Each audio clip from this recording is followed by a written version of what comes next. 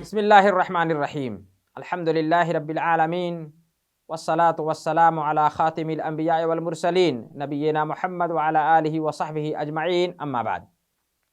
आदरणीय दर्शकवृन्द, प्रिय दाजुभाइ तथा दिदीबहिनीहरू, अस्सलामु अलैकुम व रहमतुल्लाहि व बरकातुहु। नमाजका आदेशहरू सम्बन्धित कोर्सको आज 7औं अङ्क लिएर म तपाईँ बीच उपस्थित भइसकेको छु। आजको यस अङ्कको शीर्षक हो नमाज सही हुनका शर्तहरू। नमाज सही हुनका शर्तहरू। नमाज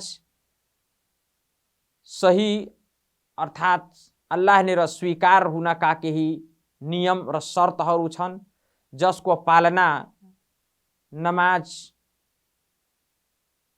सही हुनको लागि गर्नु जरुरी छ। यदि त्यसको पालना यी छवटा शर्तहरू छन्, विशेष शर्तहरू, यी 6वटै शर्तहरू यदि पूरा भएनन् भने नमाज हुँदैन, स्वीकार हुँदैन। त्यसले गर्दा अनिवार्य छ कि हामी नमाजका यस्ता शर्तहरू, नियमहरूलाई राम्रै बुझिहालौँ, जसले गर्दा हाम्रो नमाज स्वीकार हुन जान्छ इन्शाअल्लाह। शर्त भनेको वास्तविकमा अरबिक भाषामा शर्तको एउटा चाहिँ अर्थ हुन्छ निशानी अर्थात् लक्षण। त्यसैले गर्दा अल्लाहले भन्नुभएको छ कि फहल यन्जुरुन इल्ला साअह अन तातियहुम बगततन व फकद जाअ अशरातुहा, कि अब के उनीहरू कयामतको प्रतीक्षा गरिराखेका छन्, जबकि अन्तातियहुम बगततन, ताकि अचानक क्यामत आइहालोस्, जबकि उसका निशानीहरू, क्यामतका निशानीहरू त आइसकेका छन्। भन्नाले यस आयतमा अशरात शर्त भनेको निशानी, लक्षण भनेर अर्थ बुझिएको छ। र यसै गरी शर्त भनेकै हो कि निशानी, यस्ता निशानीहरू कि जसले गर्दा नमाज स्वीकार हुन जान्छ भने यी निशानीहरू हुन्। यी शर्तहरू बिना यसको नमाज सही हुँदैन। त आउनुहोस् हामी शर्त एक एक गरी बुझौँ कि कस्ता शर्तहरू छन् जसको पालना, जसलाई पूर्ण रूपले त्यसको चाहिँ पालना गर्नु अनिवार्य छ नमाजलाई स्वीकार हुनको लागि, अर्थात् नमाजलाई सही हुनको लागि। पहिलो शर्त जुन छ, त्यो पहिलो शर्त हो समय हुनु। नमाज 5 समयको फर्ज नमाजको समय तोकिएको छ, समय निर्धारित गरिएको छ अल्लाहको तर्फबाट। समय हुनु यो पहिलो शर्त हो, अर्थात् यी नमाज सही हुने शर्तहरू मध्ये एक हो र महत्त्वपूर्ण शर्त हो। किनकि नमाज यदि समयमा पढिएन, समय जुन निर्धारित गरिएको छ त्यस समय भन्दा अघि पढिहालियो भने नमाज हुँदैन। र त्यसैले गर्दा आउँछ धर्मविद्हरूले समय हुनु भनिन्छ, नमाजको समय मात्रै भनिँदैन कि नमाज समय शर्त हो, होइन। समय हुनु भन्नाले योले बोध गर्छ यस कुराको कि समय हुनु भन्नाले समय, केही निर्धारित समय छन् जुन समयभित्र यो नमाजलाई पढ्नु अनिवार्य छ। यदि समयको बाहिर पढियो भने, त्योभन्दा अघि पढियो अथवा बिना कुनै कारण नमाजको समय बितिसकेपछि जब नमाजलाई पढ्यो बिना कुनै कारण भने त्यो नमाज सही हुँदैन। वा यसै गरी धर्मविद्हरूले चाहिँ भनेका छन् कि यदि जानी बुझेर बिना कुनै वैधानिक कारणको नमाजलाई ढिलो गरेर पढ्यो अथवा नमाजलाई त्यसको समयभित्र पढेन, निर्धारित समयभित्र पढेन भने त्यसको नमाज पछि पढेर पनि नमाज हुँदैन। यो पनि भनिएको छ। भन्नाले समयको धेरै महत्त्व छ। यो एउटा कुरा, साथै यो पनि हामीलाई अज्ञात हुन्छ कि समयको इस्लाम अल्लाहले चाहिँ मानिसलाई संसारको जुन जीवन दिनुभएको छ यसमा समयको धेरै महत्त्व छ। त्यसैले गर्दा त समय उपासनाको लागि पनि अल्लाहले समय निर्धारित गर्नुभएको छ कि समयभित्र यो काम हुनुपर्छ। र 5 समयकै नमाजहरूलाई समयमा यदि पढिएन भने नमाज हुँदैन। त जसको विषयमा अल्लाहले चाहिँ भन्नुभएको छ यस शर्तको विषयमा कि नमाजको लागि सही समय हुनुपर्छ, समयभित्र पढ्नुपर्छ, बल्ल नमाज हुन्छ, स्वीकार हुन्छ, सही हुन्छ। अल्लाहले कुरानमा भन्नुभएको छ सूरा निसाको आयत नम्बर 103 मा कि इन्न सलात कानत अलल मुमिनीन किताबम मौकुता, कि निसन्देह मोमिनहरूलाई निर्धारित समयमा नमाज पढ्न चाहिँ अनिवार्य छ। निर्धारित समयमा नमाज पढ्न अनिवार्य छ। निर्धारित समय बाहेक नमाज पढेर नमाज हुँदैन। त्यसले गर्दा समय हुनुपर्छ नमाज सही हुनको लागि। यसै गरी यदि कुनै मानिसले चाहिँ बिर्सेर वा चाहिँ ज्ञान नभएको कारण समय हुनुभन्दा अघि नै नमाज पढिहाल्यो भने त्यसको नमाज चाहिँ सही हुँदैन।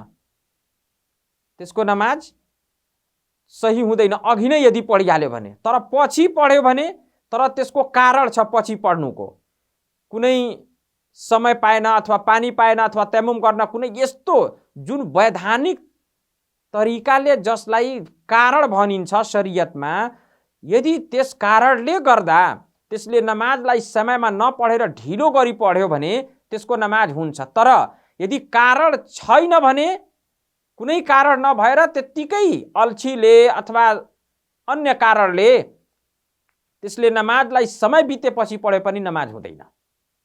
जस्तै वैधानिक कारणको एउटा उदाहरण, मान्छे सुतिहाल्यो, निद्रा उसको खुलेन, बिज्न सकेन, अनि नमाजको समय समाप्त भइहाल्यो, बल्ल त्यो चाहिँ निद्राबाट बिउज्यो। अब सुत्नु यो वैधानिक कारण हो एउटा। यसले गर्दा सुतेर बिउज्ने बित्तिकै नमाज पढिहाल्नु पर्छ, नमाज हुन्छ। समय निस्किसकेपछि पनि पढ्नु पर्छ, नमाज हुन्छ इन्शाअल्लाह।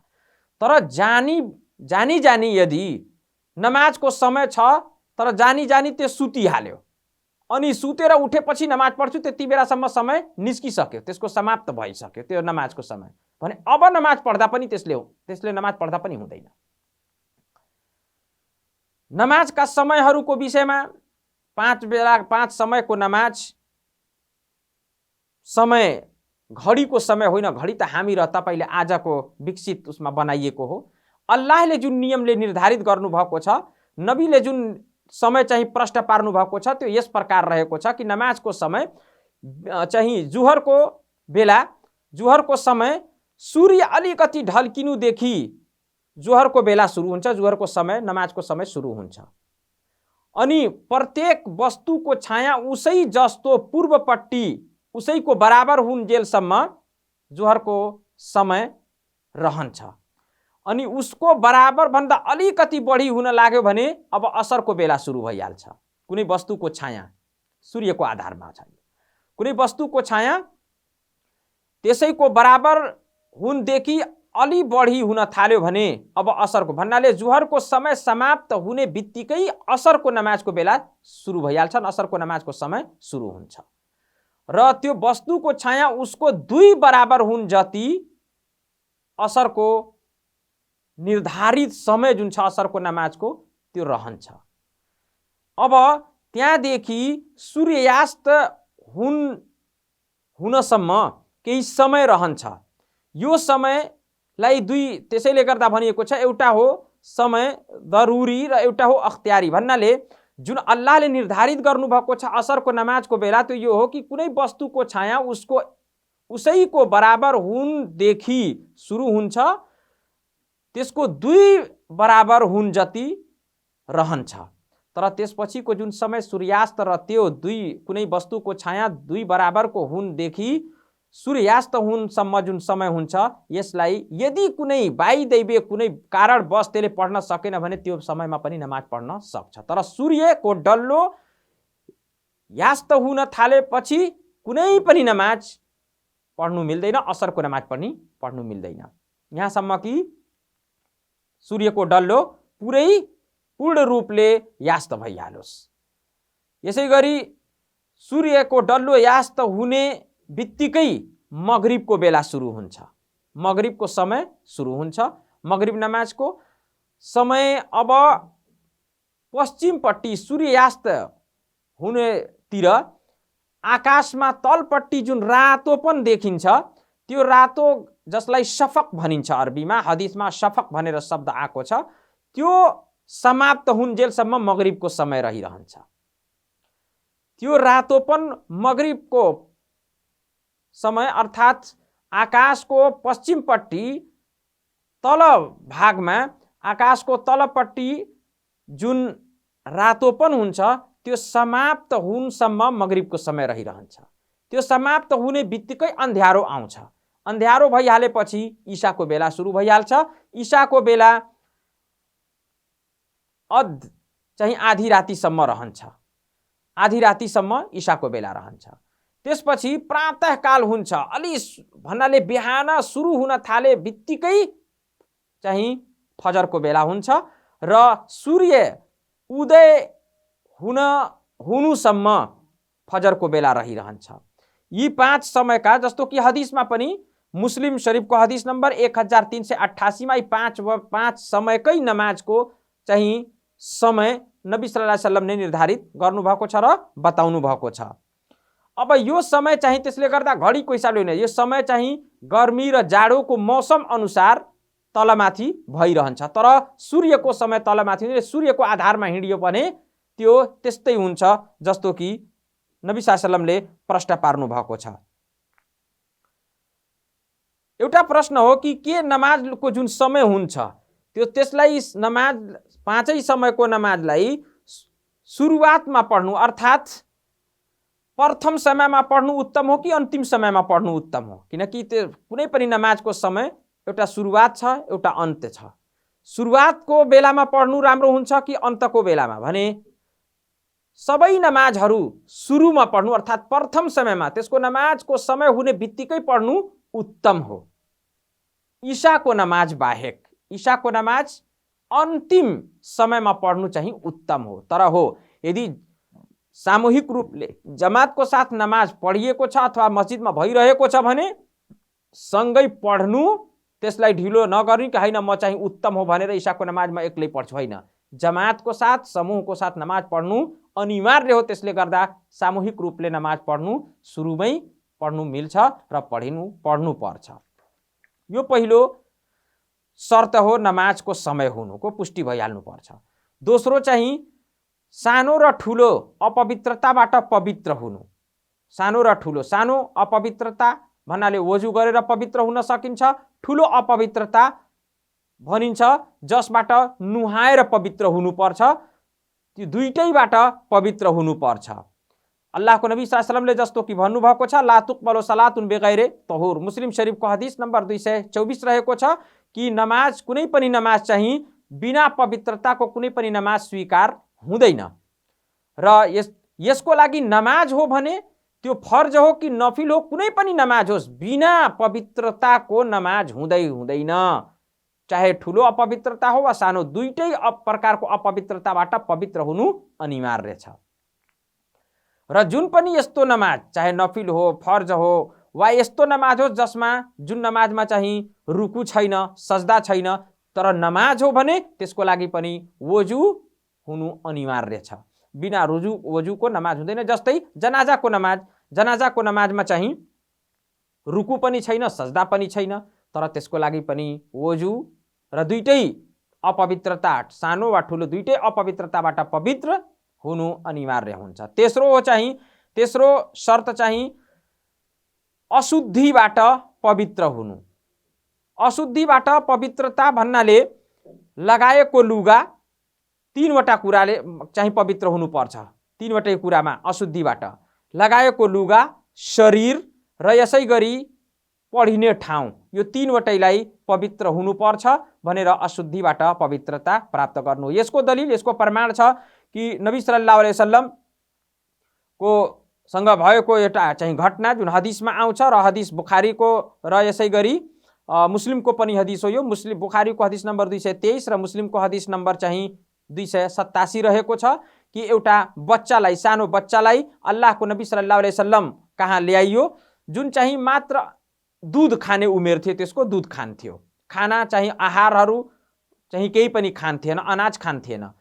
अनि त्यस बच्चाले चाहिँ नबी सल्लल्लाहु अलैहि वसल्लमको लुगामाथि पिसाब गरिदियो। पिसाब गरेपछि अल्लाहको नबी सल्लल्लाहु अलैहि वसल्लमले पानी मगाउनु भयो र पानी मगाएर त्यसमाथि छर्किनु भयो अनि पवित्र र चोखो पार्नुभयो। भन्नाले प्रश्न हुन्छ कि लुगा पनि, शरीर पनि र पढिने ठाउँ पनि पवित्र हुनुपर्छ, बिना पवित्रताको नमाज हुँदैन। यसै गरी चौथो शर्त चाहिँ सत्रुल औरा भनिन्छ। औरा भन्नाले गुप्ताङ्गलाई छोपिनु, अर्थात् गुप्ताङ्गको पर्दा गर्नु, ढाकिनु, पर्दा गर्नु। गुप्ताङ्ग यसको प्रमाण चाहिँ समय के अरे नमाजको लागि यो अनिवार्य हो, बिना यसको नमाज सही हुँदैन। अल्लाहले कुरानमा भन्नुभएको छ, या बनी आदम खुजू जीनतकुम इन्द कुल्ली मस्जिद। सूरा आराफको आयत नम्बर 31 हो कि हे आदमको सन्तान, प्रत्येक नमाजको बेला तिमीहरू राम्रोसँग लुगा लगाउने गर, राम्रोसँग लुगा लगाउने गर। भन्नाले प्रत्येक नमाजको लागि लुगा लगाएर जुन ढाकिनु पर्ने अनिवार्य अङ्गहरू छन् शरीरको, त्यो चाहिँ ढाकेको हुनुपर्छ। यदि छैन भने नमाज हुँदैन।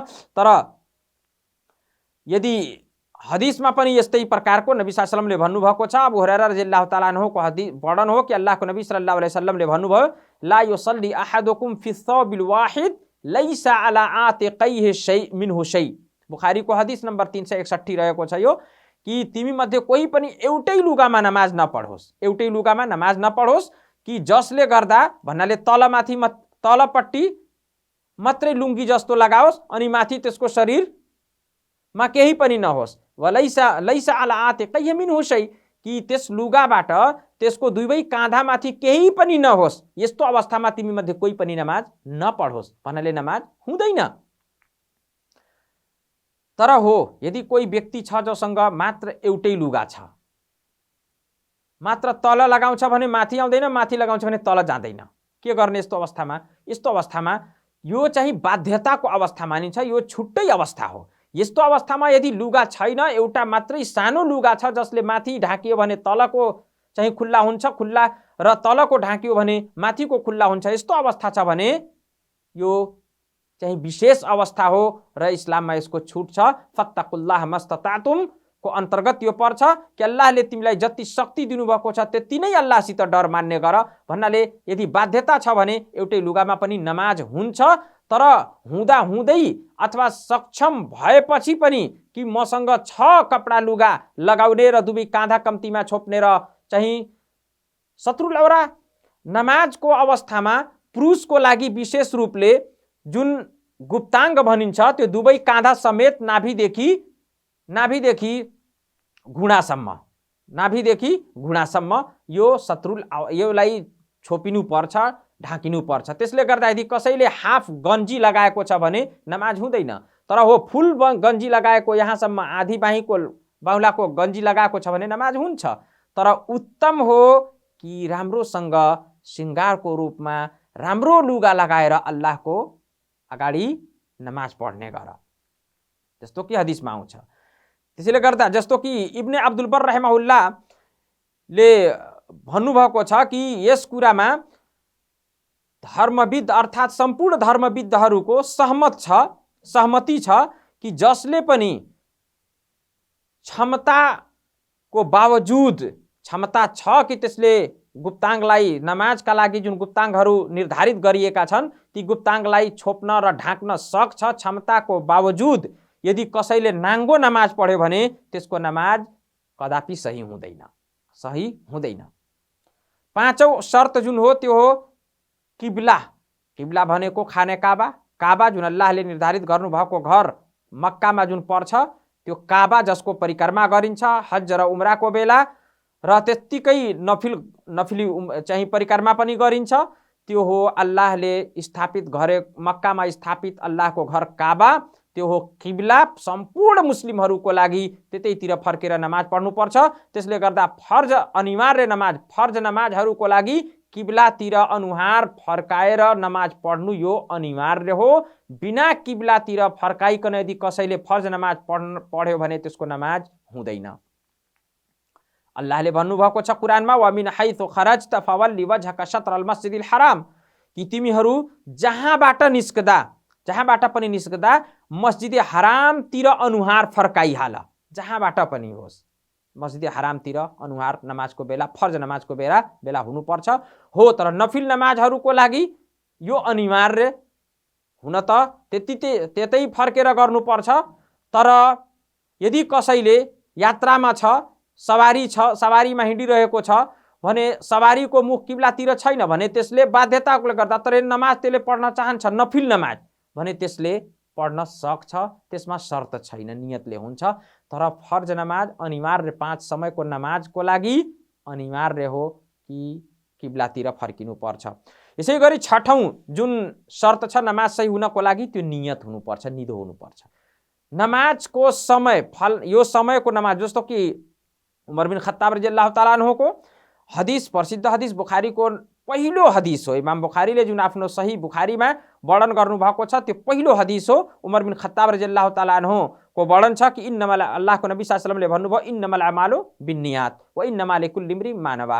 सम्पूर्ण कार्यहरू, सम्पूर्ण कर्महरू चाहिँ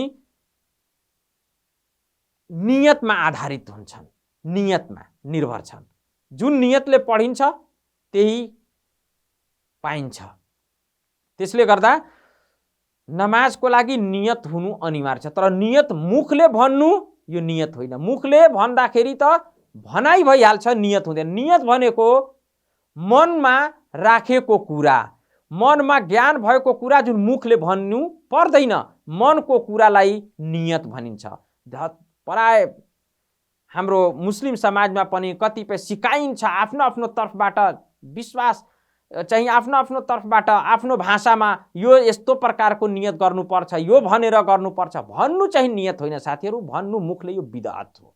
त्यसले गर्दा हदिसमा कहीँ पनि आउँदैन कि अल्लाहको नबी सल्लल्लाहु अलैहि वसल्लमले सहाबालाई नियतको यस्ता शब्दहरू सिकाउनु भएको छ, कहीँ पनि छैन। भन्नाले प्रमाणित हुन्छ कि यदि मुखले भनेर नियत गर्नुपर्ने जरुरी भएको भए हाम्रो नबी सल्लल्लाहु अलैहि वसल्लमले सहाबालाई अवश्य सिकाइहाल्नुहुन्थ्यो। तर मुखले भन्नलाई भनाइ भनिन्छ, उच्चारण भनिन्छ, नियत भनिँदैन। त नियत हुनुपर्छ। नियतको कुरो यो हो, जुन नमाज यो समयको यो नमाज हो भनेर मनमा होस् र यो फर्ज नमाज हो, यो समयको यो फर्ज नमाज हो, म पढ्न लागेको छु अथवा पढ्न गइरहेको छु भने यो मनमा भएको कुरो नै नियत। जसले वजु गर्छ नमाजको लागि, जुन बेलाको नमाज, जुन समयको नमाज पढ्नको लागि वजु गर्ने साथै उसलाई ज्ञान भइहाल्छ र मनमा कुरो भइहाल्छ, त्यसको नमाज सही हुन्छ। तर यदि एउटा यस्तो व्यक्ति जसले वजु गरेको छ र गरिरहेको छ तर त्यसलाई केही पनि थाहा छैन म के गर्न लागेको छु, म कुन समयको नमाज हो भनेर उसलाई थाहै छैन, समयको नमाज र त्यसको प्रक्रिया थाहा छैन भने यस्तो अवस्थामा नमाज हुँदैन। त्यसले गर्दा नियत हुनुपर्छ कि म यो समयको फर्ज नमाज हो, म पढ्न लागेको छु। कतिपय धर्मविद्हरूले भनेका छन् कि अनिवार्य हो कि नमाजको समय समेत, भन्नाले जस्तो सूर्य ढल्किएपछि यदि जोहरको बेला भएको छ भने त्यसले मनमा यो हुनुपर्छ कि म जोहरको नमाज पढ्न गइरहेको छु। तर यो अनिवार्य हो। तर यो अनिवार्य कतिपय धर्मविद्हरूले भनेछन् कि जोहरको नमाजमा पढ्न गइरहेको छु भन्ने यो अनिवार्य होइन, बरु हो समय भइसकेको छ नमाजको र यो फर्ज नमाजको समय हो, म यो नमाज पढ्न गइरहेको छु भन्ने उसलाई थाहा भयो भने नियत भइहाल्छ। अल्लाहसित प्रार्थना छ अल्लाह हामी सबैका सम्पूर्ण उपासनाहरू स्वीकार गरून् र नियम र विधि पूर्वक हामीलाई सम्पूर्ण नमाजहरू नबी सल्लल्लाहु अलैहि वसल्लमले दर्शाएको नियम अनुसार पढ्ने साहस देऊन्। आमीन। वस्सलामु अलैकुम वरहमतुल्लाहि वबरकातुहू।